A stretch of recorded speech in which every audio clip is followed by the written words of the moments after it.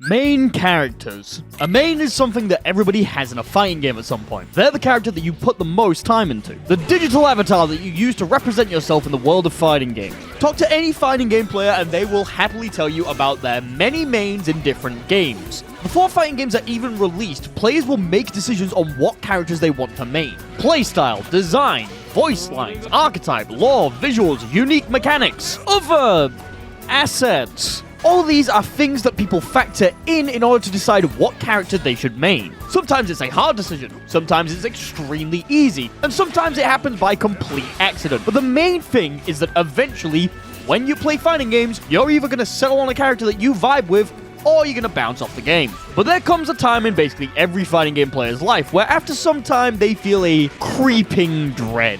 Something that is constantly in the back of their minds, creeping forward and invading their thoughts, filling them with despair. Oh god, I chose the wrong character. This is something that basically every competitive fighting game player experiences at some point, and we call it a character crisis. If you clicked on this video, you might be going through a character crisis right now. Maybe you just relate to the feeling, or maybe you just love my silky smooth British voice. Whatever may be the case, I'm here to help you understand what a character crisis is, how to deal with it, and potentially how to avoid it entirely. So, let's talk about how to deal with a character crisis.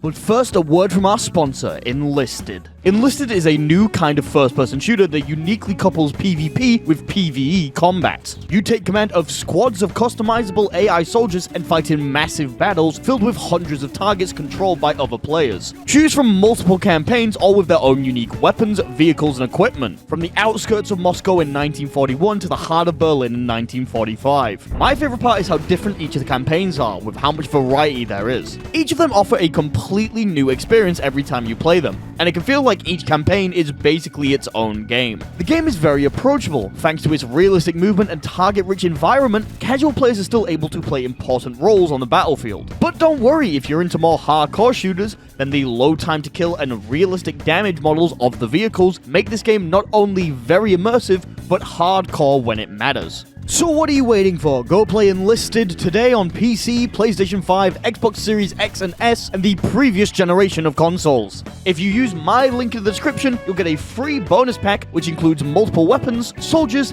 and a premium account just for you. Thanks to Enlisted for the sponsor. Now let's get back to the video. So we've already talked about what a character crisis is, but it might help to examine the most common causes of a character crisis and work from there. Easily the most common reason why people have a character crisis is when a game gets patched. In most modern fighting games, it's very common for developers to patch their games regularly in order to keep the game fresh, balanced, and fun.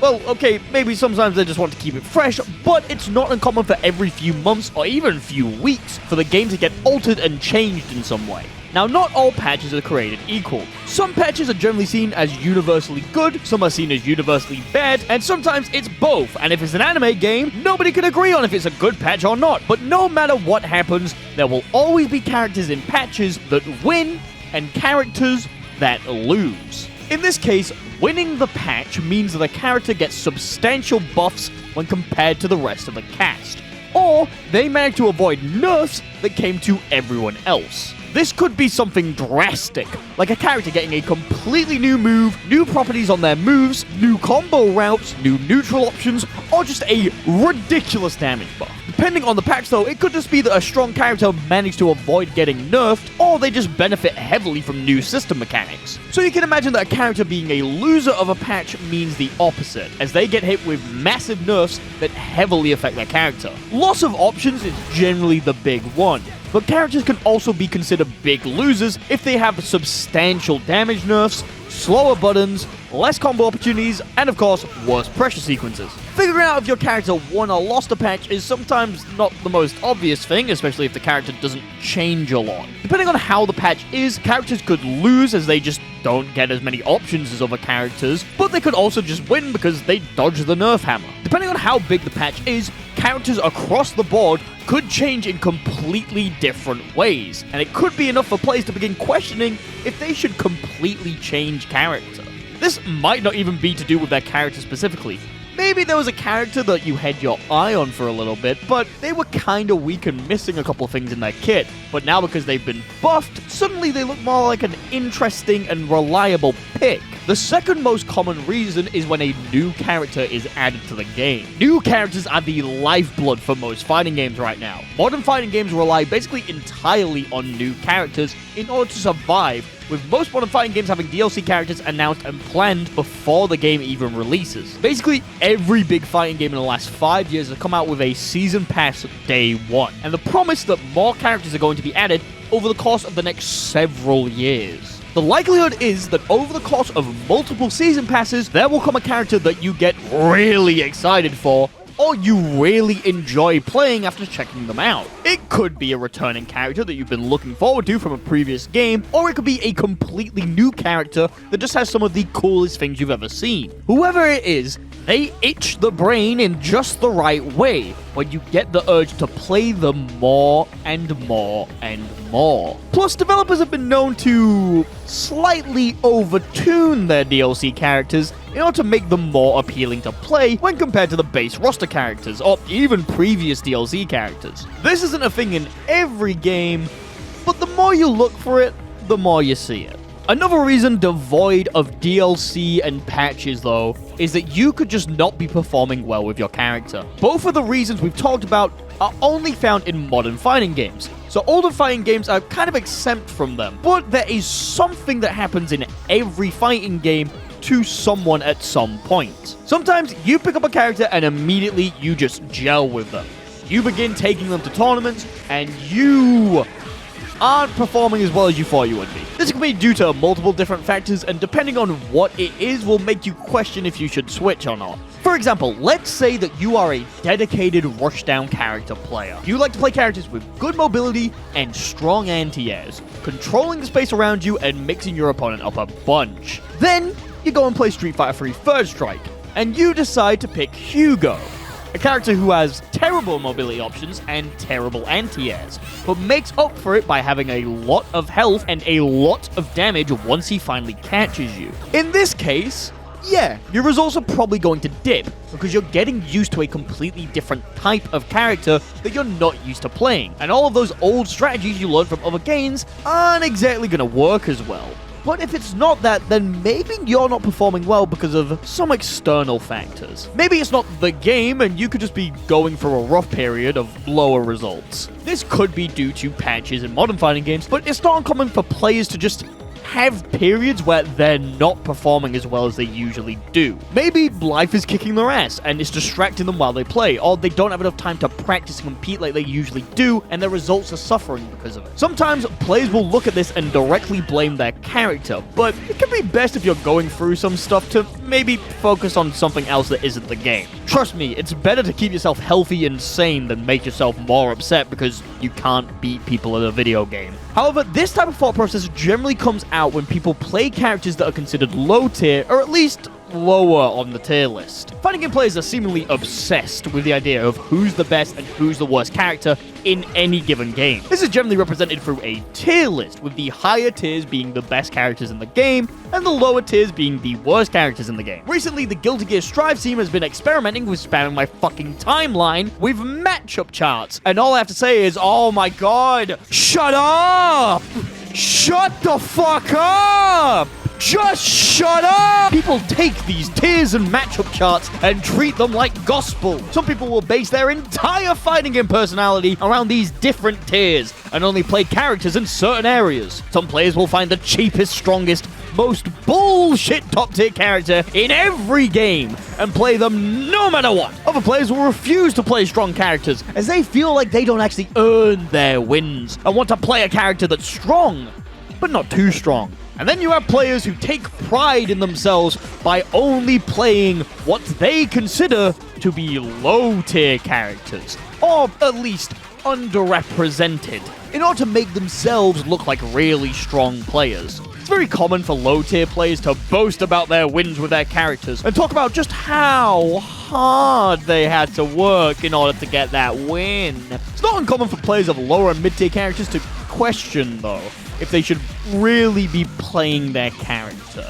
Maybe they would be better playing one of the top tiers since they have it so much easier. This process then doubles down on itself when they're not performing well, as it's the easiest excuse that they can come up with to why they're losing. In almost all modern games, it's not always the reason, but in some older games, it definitely is a big reason on why some people lose, because the balancing in those games was, to put it lightly, fucking ass. Sometimes you need to just cut your losses and pick a top tier.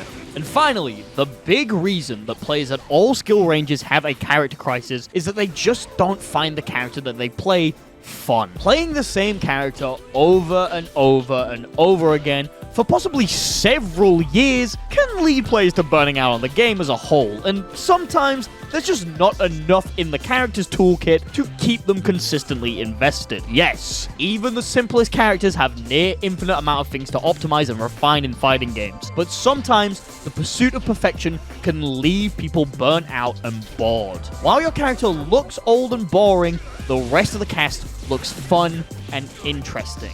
And sometimes it can be healthy to look at the other characters in the cast and see what they have to offer. Whatever the reason, there are always people who will be questioning if their character is for them and going through a crisis. So what can you actually do while having a character crisis? Well, there's multiple different methods that you can use.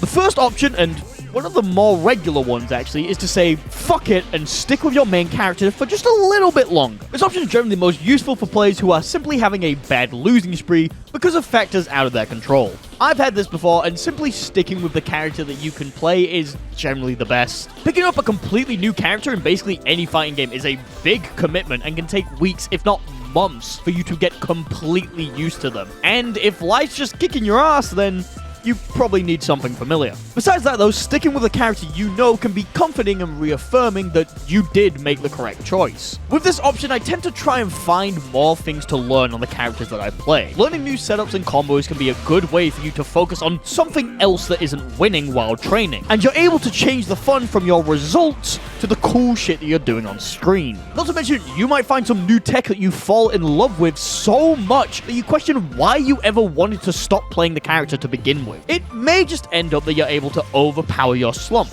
In most competitive activities, or even activities that just take any amount of skill, it's common for you to get worse before you get better. So playing through your slump can get you to a higher skill level than you ever thought possible. But that's only one way to deal with a crisis. It may be worth to take a different approach and take a small break. Now, I don't mean that you should drop the game as a whole because you've been losing the Faust matchup for the last 9 months. I mean, maybe you just need to take a bit of time, take a step back, and do something else. Go play another game. Go work on that project that you've been pushing off. Have your friends drag you back into Final Fantasy XIV until you get invested. But then they start all planning to do the new content in the patch and planning to work towards doing Savage and Ultimate raids. But you're not able to join them because most of the content that they're doing either requires a bunch of people with you that you don't have yet, or for you to complete 4 expansions worth of story before you can even see it. Meaning you have to watch from the sideline as your guild runs through the new Alliance raid and there's nothing you can fucking do about it. Or like, take a trip to the Dales or something, I don't know. Giving yourself some time away from the game will get you out of the headspace that you're in while playing and allow you to come back to the game with a completely fresh set of eyes so you can see, wow, I fucking suck at this game. What happened? And then you can begin working again to getting to the point where you want to be. It's not uncommon for people to take a break from games and come back even stronger than before they left. Why is that? I don't know, I'm not a psychologist, but it's been shown that taking a break is good for anyone learning anything, and lets the brain do, brain stuff. Probably adds more wrinkle to something. But maybe neither of these work for you. Maybe you try sticking with your character and it doesn't feel any better after a long time. Or maybe you come back to the game and feel like you're having the same problem that you were having before. Maybe this isn't a case of needing to take time away from the game and there's a shiny new character that's come out. Like, okay, listen, alright, he has these cards to lead to 3 50-50 mix-ups that both convert really easily and are both extremely safe on block, thanks to the amount of plus frames that you get once they explode, right? So then, what you can do is you can do elaborate combos after they actually connect. You can even use them off of like stray hits if you like set it up earlier, right? So you get like a basic axe combo. Congratulations, that is a third of their health bar now. And it's into an easy knockdown situation where you can get more mix-ups and even more combos from it, and he just absolutely steamrolls the opponent off of any hit. Bro, look at his super! How do you not want to play him? Or maybe your old main that you dropped over a year ago suddenly gets a new move, which completely opens up their kit and combo game, taking them from a good neutral-based rushdown character to a pressure monster that's able to do ridiculous damage off of basically every hit. And it feels like she finally actually has an identity that fits in the game, rather than just a character that's able to use their opponent's strengths against them. And like, look at this! You were complaining about her being put on block before? Fuck you! Pot Strike Pro game can eat a dick! In a situation like this, it can be hard to try and figure out which path you should go down. It's easy for you to say, oh, just pick the coolest character. But when all of the characters are equally as cool for different reasons, picking the coolest isn't the easiest. At this point, you have to really be considering if you want to switch or if you want to stay. Now, this doesn't have to be a permanent thing. In fact, switching to a different character can give you some more perspective on the game that you might not have gotten if you stuck with your main. This is easily the best thing to do if you're just bored of your character. Going and playing a different character will probably help you experience more of the game that you hopefully love. Now, this doesn't have to be a permanent switch. Generally saying that you're going to play a different character for about a month or so will give you the time that you need to learn that new character and see how you feel about them. After being with them for a bit, you'll probably know if you want to go back to your old character, or maybe this could be the one for you. Alternatively, you find out they both suck, and you can start the process all over again. If you do this method and you find yourself wanting to go back to your old main early, then don't feel like you have to play for the entire full time that you gave yourself. If you realize early on that you were wrong and you prefer playing the game on your old character, then switching back is probably the best idea for you. Just don't switch back because you're losing. Switch back if you're not having fun. But what if they gutted your character? What if they fall from being top 5 to bottom 5 in the span of a single patch? Well, then it's on you and how loyal you are. Some players will stick with their characters no matter what happens. No matter how much they get nerfed, they will stick with them through thick and thin. Because that's my character, damn it! And I'll be fucking dead in the ground before I'm found playing a fucking waifu. But there's no shame in admitting that you don't think this new version of the character is going to work, and choosing someone a little bit stronger. It may not be that the character was actually nerfed that hard either. It could be that the changes were just something that you didn't exactly sign up for, and you didn't like the direction that developers were pushing the character. I'm personally guilty of this one. The moment that they changed how Geo's step dash worked and made it so that more of her moves lose to 6p, I switched off the character and went to play Baiken, a character who, at the time, was considered much stronger than Geo. It easily worked out for me as I performed consistently better with Baiken, but now patch season is back upon us again, and I have to ask myself the same question. Should I switch? Yeah, I'm going to be real with you. This video was made just as much for myself as it was for you guys. As you might have been able to guess, right now in Guilty Gear Strive, there's a lot of characters that are grabbing my attention. My old main got heavily buffed with a bunch of new tools. They added one of the characters that I've been asking for since the start of the game, and my current main got slightly nerfed, but she's still funky and she's still able to do stuff, and she's still really fun. This isn't a situation where I think Baiken is being outshined. I generally just have 3 different characters that I want to play. So that leads to the question, why don't I just play all 3?